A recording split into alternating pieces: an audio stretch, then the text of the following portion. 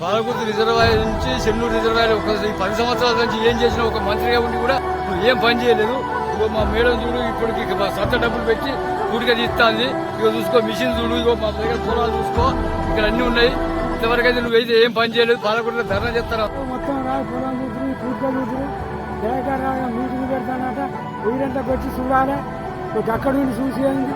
ఇక్కడ మా ఊళ్ళో ఒక మడి అని గత 10 సంవత్సరాల నుంచి టీఆర్ఎస్ ప్రభుత్వం రైతులను పట్టించుకున్న నాదుడే లేకుండా పోయాడు.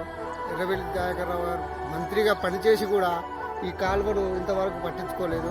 మేడం గారికి ఒక ఫోన్ చేసి, మేడం మా పరిస్థితికి ఇది, పంటలు ఎండిపోతున్నాయని చెప్పడంతో వారు ఎమ్మటే స్పందించి తన సొంత ఖర్చులతోటి మిషన్ పంపించి కాలం మొత్తం ఆఫ్ చేయడం జరుగుతుంది.